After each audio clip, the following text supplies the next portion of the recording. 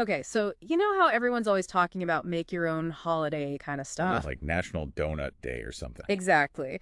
But this guy Stephen Pinkwart, he took it to a whole other level, and we're talking March 26th, today specifically. Oh, this is gonna be good. Oh, it gets interesting. So Pinkwart, he's like, forget those Hallmark holidays, people. March 26th, that's bury your younger self and then write a prayer to its rotten corpse day. Wait, hold on. Did you say, like, bury your younger self? Like, literally? Not literally, no, more like metaphorically, but still pretty intense, right? Yeah, not exactly the kind of holiday you'd put on a greeting card. No, definitely not. But okay, so hear me out. This guy, he's actually onto something, I think.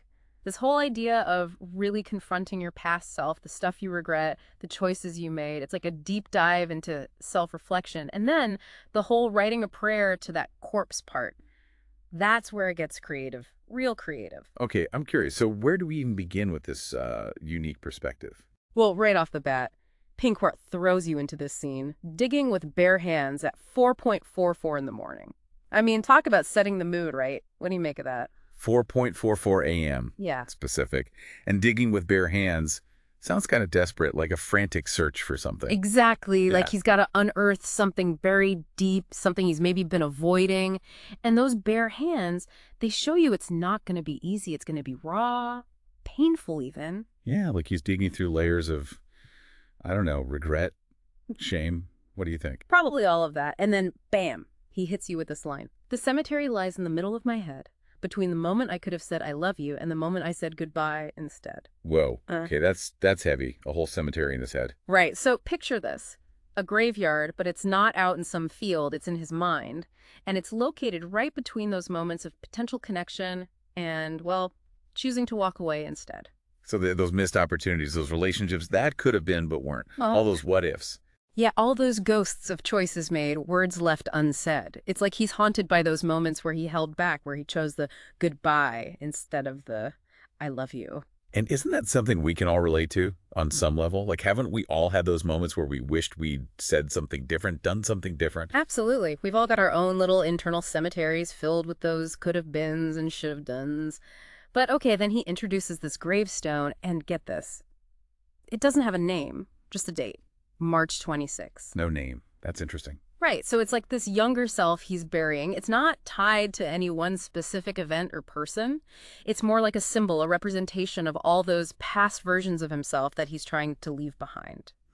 Like a universal younger self that we all might need to confront in our own way. Exactly, but then the date, March 26th, that makes it personal again. Like, this is his own specific ritual, his own way of marking this internal process. Okay, so he's digging up this grave. He's facing this nameless younger self. What happens next? Well, Act Two, that's where things get even more introspective. He talks about how the corpse doesn't respond, but it never has. So he's trying to have this dialogue, this confrontation with his past, but it's met with silence. Exactly. And it's not just any silence. It's a silence that he describes as weighing more than 20 years of unwritten slam texts. I mean, that's a lot of unspoken words, a lot of unexpressed emotion. It's like all those things he could have said, could have written, all those feelings he could have poured into his art, they're just sitting there, unspoken, like a heavy weight dragging him down. Yeah, and then we get this flashback to Pinkwart at 17, back in 2008. He talks about feeling invincible, relying on sarcasm as a defense mechanism, convinced that intelligence alone was enough. Pretty classic teenage stuff, right? Oh, yeah. The I'm so smart, I don't need feelings phase. Been there, done that. But even back then, there's this sense of darkness, of an inner abyss lurking beneath the surface. And what's really interesting is that the older Pinkwart, he looks back and realizes that everyone else saw it too. They just weren't laughing along with his sarcastic act. Ouch. Yeah, that's got to sting a little. That realization that your attempts to mask your pain aren't actually fooling anyone. And that's where he drops this pretty memorable analogy. Sad people with punchlines are like clowns with diarrhea. You can't look away, but you really don't want to laugh. Okay, that's vivid and definitely not what I expected. Right. It's crude, it's shocking, but it gets the point across. You can try to cover up your pain with humor, but it's not going to make it disappear. In fact, it might even make things worse. Yeah, it's like trying to distract from a problem by making it even messier. Not exactly a winning strategy.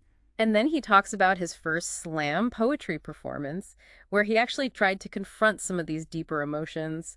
He performed a poem about inner emptiness with a please no punchline, basically laying it all bare. Sounds pretty vulnerable. It was so vulnerable, in fact, that he says his reflection has refused to show up without light ever since. Like he exposed himself so completely in that performance that he can't even look at himself honestly anymore. That's a powerful image. It suggests that the experience left him feeling raw, exposed, maybe even a little bit ashamed. Definitely. Okay, so we've symbolically buried the younger self, we've encountered the silence of the corpse, and we've flashed back to those teenage struggles. Now, get ready, because Act 4 is where things get really interesting. He calls it the poetry slam hack that works like a prayer but hits harder than your dad. And this is where he really lays out his unique approach to writing. Okay, I'm intrigued. A poetry slam hack sounds like something we could all use. Oh, trust me, this is not your typical writing advice. He starts off by saying, no, just write about your feelings crap. No, be authentic nonsense. He's throwing all that feel-good generic advice right out the window. So what's he suggesting instead? He gives you this recipe, this formula for writing a slam poem in what he calls the prayer style. And step 1, pick your God, not God himself. Wait, so not the traditional religious kind of God. Nope. He suggests you could direct your prayer to your younger self, your older self, your bed, a toxic relationship, even your own passport photo. Anything that holds deep meaning or emotional weight for you. Okay, different. It's about focusing your emotional energy, your raw feelings, towards something specific, something tangible. And then comes the key instruction. Start every sentence with please. Please, like you're begging for something. Exactly. He wants you to tap into that feeling of pleading, of needing something desperately. The repetition of please, it creates this sense of tension, of building up to something. Okay, so you're repeating please, please, please. What happens next? Well, then he tells you to break the pattern, like completely shatter that polite, pleading tone. He gives an example. Please forgive me for ignoring you. Please tell me it's not too late. Or shut the hell up. You were never there for me anyway. Whoa, that escalated quickly. Right. It's like all that pent-up emotion, all that frustration suddenly bursts out. It's raw, it's aggressive, and it's incredibly effective. Yeah, it's like he's finally letting go of the facade, dropping the act, and just letting his true feelings explode. Exactly. And then he tells you to mix pain with punchlines. Remember that clown with diarrhea analogy? Oh, yeah, that's hard to forget. Well, he's basically saying use humor to make your pain more palatable, more engaging, but not to hide it, to actually highlight it. It's like that clown still trying to make you laugh even though he's obviously in pain. Okay, I get it.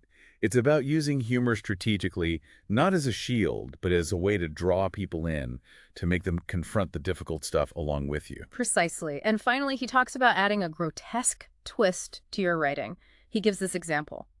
Please tell the fridge to leave the light on when I cry. The fridge. Why the fridge? It's unexpected, right? It takes something deeply emotional, crying, and pairs it with something totally mundane. It makes you stop and think. It creates this weird, unsettling image that sticks with you. Yeah, it's like he's taking those overused metaphors and cliches and twisting them into something totally new and surprising. Exactly. Okay, so that's his whole prayer-style approach in a nutshell.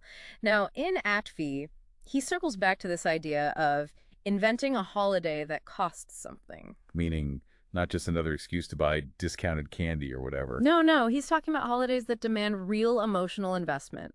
Holidays that force you to confront yourself in a meaningful way. He suggests names like the day I stopped suppressing stuff day, or the day I pointed the gun not at others but at myself day. Pretty intense, right? Yeah, definitely not your typical Hallmark sentiment.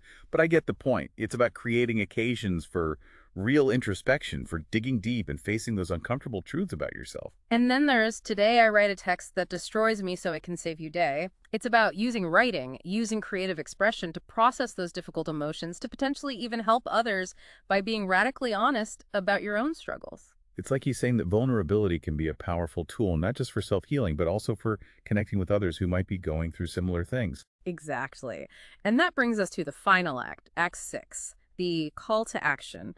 Pinkort basically says, if you're reading his stuff, you're probably either on fire or about to explode. And his book, Poetry Master, is the vent you need. He's not messing around. He's definitely not sugarcoating things. It sounds like he's targeting people who are really struggling, people who are ready to tear down those walls and confront their pain head on. Exactly. He describes the book as a mirror that doesn't show your face, but the filth you hide underneath. It's not about gentle self-discovery. It's about digging into the dark stuff, the stuff you might be trying to ignore. And he's providing the tools to do it right. He talks about slam text examples, exercises, tricks to manipulate an audience, techniques to turn any life situation into a powerful piece of writing. Yeah, it's like a boot camp for emotional expression. He even provides links to both the English and German versions of the book so you can dive right in. He's serious about this stuff. And then he brings it all back to March 26th, declaring it your holiday. He wants you to celebrate it like a madman, with style, with words, with pain, with slam. With pain. That's really the key, isn't it? He's not encouraging self-destruction, but he's saying acknowledge your pain, embrace it, and then use it to create something powerful. Absolutely, and that's the message he leaves you with. This book, it won't magically heal you, but it will show you how to live on even when you felt dead inside for years. It's a message of resilience, of finding strength and meaning through creative expression, even in the midst of darkness. So as we wrap up this deep dive into Stefan Pinkwart's, well, his rather unique perspective, I have a question for you and for everyone listening. What's that metaphorical younger self that you might need to bury? What are those buried emotions, those regrets, those unspoken truths that are still haunting your own internal cemetery? And how can you use Pinkwart's prayer-style approach, that raw honesty, that blend of pain and punchlines, to confront those things, to turn them into something creative, something meaningful? It's about digging deep, getting uncomfortable, and then channeling that energy into something powerful. And if you're looking for a guide on that journey, well, Pinkwart's book, Poetry Master, Poesycraft, and Seven Tagen, might be just the thing. We'll make sure to include a link in the show notes. So yeah, be creative, as Stefan says. And that's a wrap. See you next time.